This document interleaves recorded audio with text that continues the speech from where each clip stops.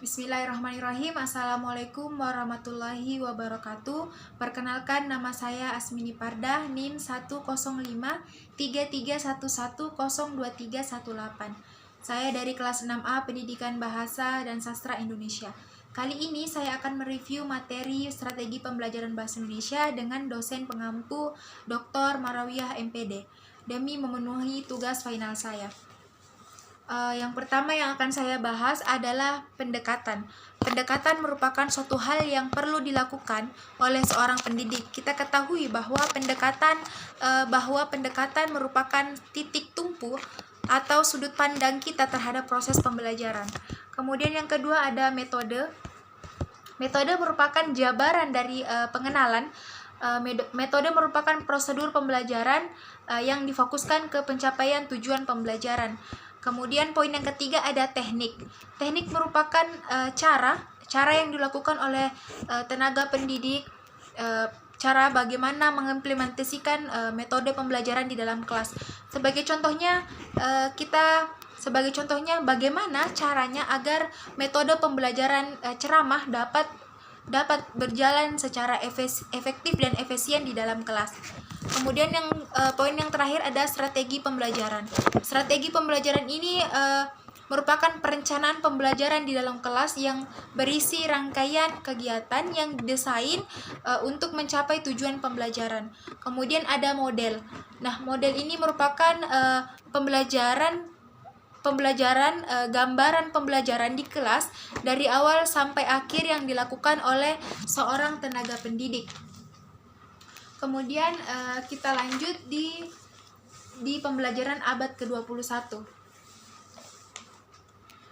Dalam abad 21 menuntut karakteristik siswa yang memiliki keterampilan belajar dan inovasi, yaitu mampu berpikir tinggi,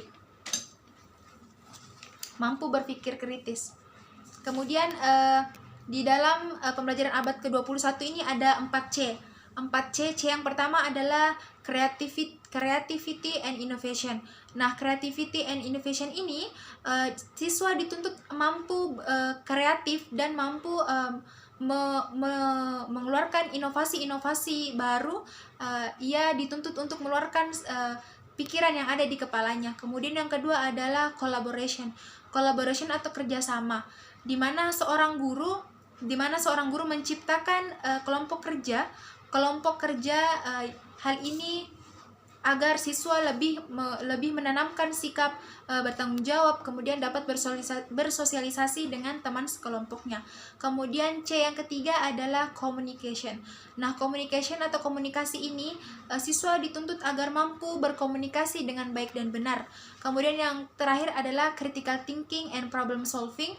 Critical thinking and problem solving ini merupakan berpikir kritis dan juga dapat memecahkan masalah. Sebagai contohnya, seorang guru memberikan sebuah masalah atau sebuah soal yang mana siswa di sini dituntut agar mampu berpikir kritis, dapat memecahkan masalah tersebut.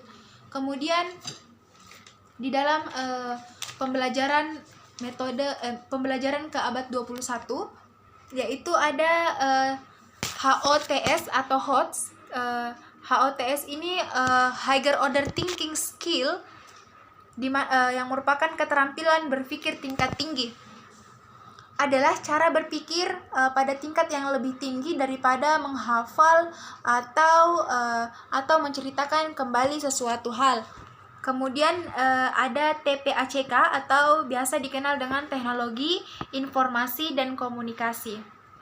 Salah satu kompetensi yang harus dimiliki oleh seorang guru dalam pembelajaran di abad ke-21 yaitu kemampuan merancang pembelajaran yang menerapkan prinsip memadukan pengetahuan materi ajar, pedagogik, serta teknologi dan komunikasi.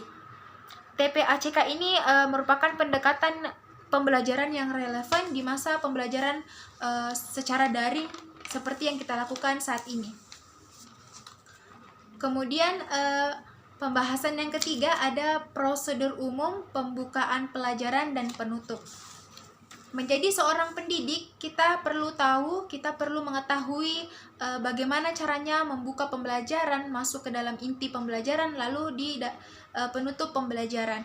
Yang pertama di dalam pembukaan pembelajaran, yang pertama adalah mengucapkan salam, kemudian menanyakan kabar kepada murid-murid, lalu melakukan mengabsensi daftar hadir. Kemudian setelah itu mereview materi pembelajaran apa yang ia telah dipelajari di minggu lalu, agar membuat peserta didik dapat mengulang kembali pembelajaran yang ia pelajari minggu lalu. Kemudian masuk di kegiatan inti, yaitu guru menyebutkan tujuan pembelajaran pada hari itu. Kemudian masuk di penutup. Di bagian penutup, pendidik memberikan soal-soal atau pertanyaan-pertanyaan kepada peserta didik, yang mana hal itu agar kita ketahui bahwa apakah siswa ini sudah mencapai standar yang kita tetapkan.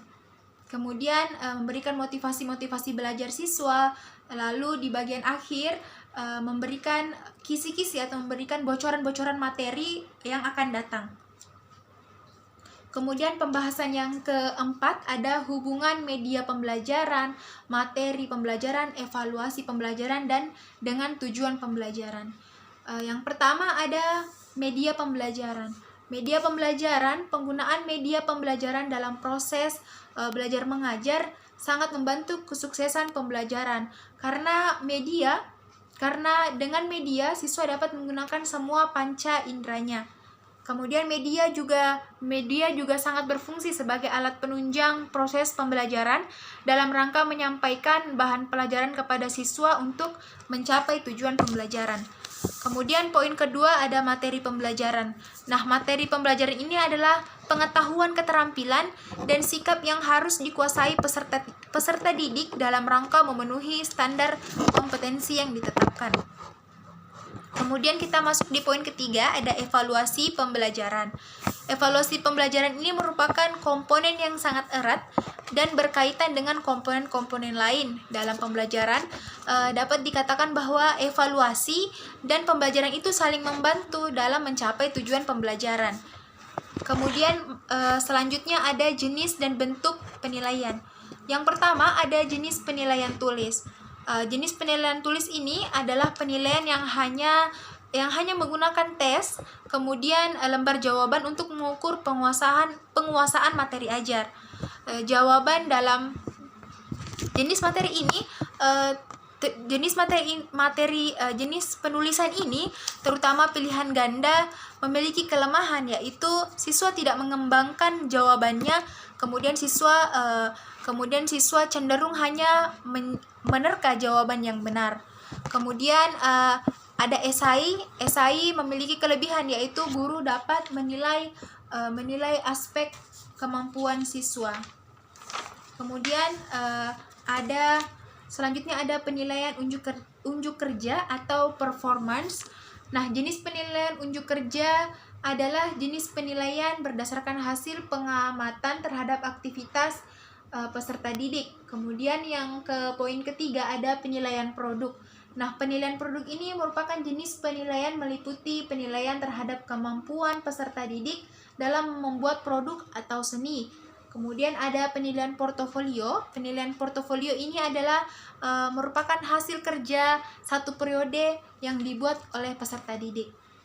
Kemudian materi yang keenam yaitu cara melakukan program tindak lanjut. Langkah pertama yaitu dengan memahami masalah dari kesulitan belajar siswa.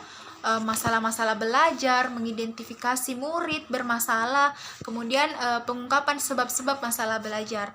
Setelah memahami dan mengetahui masalah belajar, maka guru hendaknya melaksanakan program perbaikan, program penggayaan, dan program akselerasi. Saya rasa itu hasil review saya pada mata kuliah Strategi Pembelajaran Bahasa Indonesia.